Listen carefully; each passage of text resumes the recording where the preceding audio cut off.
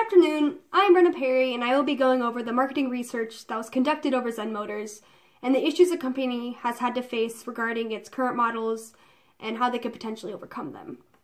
So Zen Motors is an American-made automobile manufacturer that has historically built large, profitable vehicles and has never really considered a small, fuel-efficient car.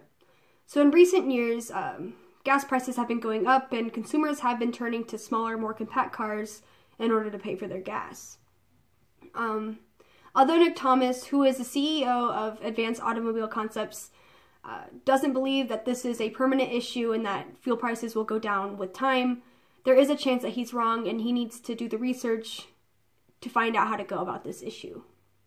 So the task of Advanced Automobile Concepts is to research information about how consumers feel about global warming, automobile selection, the different trends in the development of fuel-efficient cars and the access to other fuels, and the information about automobile companies offering fuel-efficient cars. So Nick Thomas already knows that this division is capable of restoring Zen's outdated models by either creating new and modern models or revamping the already existing ones. Currently, Zen's division focuses on larger car models, whereas competitors nowadays their models tend to be more small and compact, making them fuel-efficient cars. So in order for Nick to decide what needs to be done, he needs to research fuel-efficient gasoline, hybrid cars, and preferred model designs of the public, and the global warming issues that come with certain fuels. The overall problem is that the overall problem that needs to be solved is figuring out whether or not these changes that he could potentially be making are worth it in the long run. So the most ideal research design that Nick was urged to look into was descriptive research design. Gathering primary information for this particular case would answer questions more specifically and tackle the issues that relate to the company directly. Using secondary information, which was already gathered by another party, would help us find out information about consumers and their interests.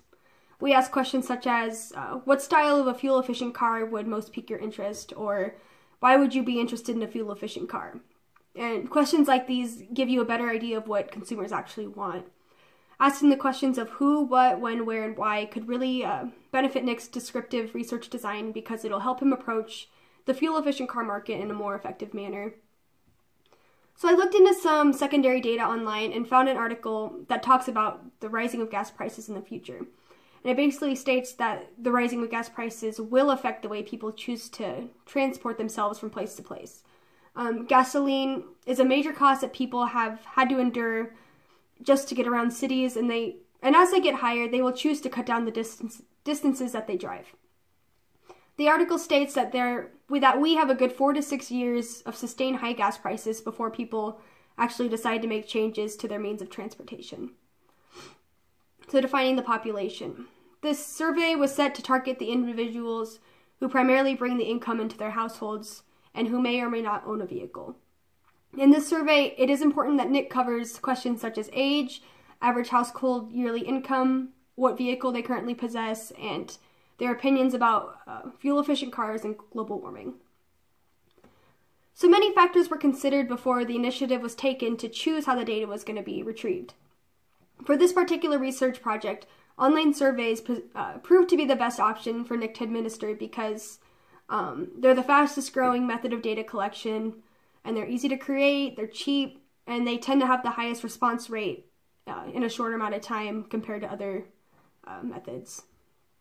So our sample size was 1,000 respondents, and we chose that number because the sample error is only 3.1%. So expected cost analysis and sample error were conducted for 5 other sample sizes ranging from 500 to 200,000 or 20,000, and having 1,000 respondents proved to be the one with the best sample error percentage. So out of the sample, we made categories and chose the group with the most respondents. So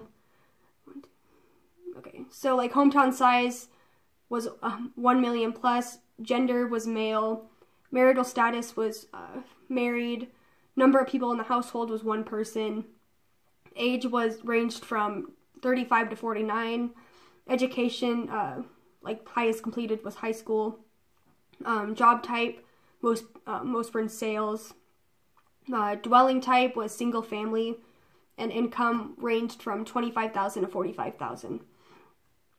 So what I just read out, those are just the those had the highest respondents in the categories that were given off.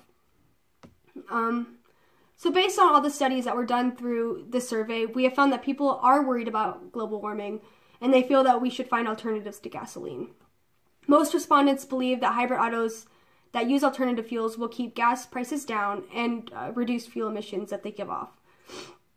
The average respondent also believes that using alternative fuels will slow down global warming.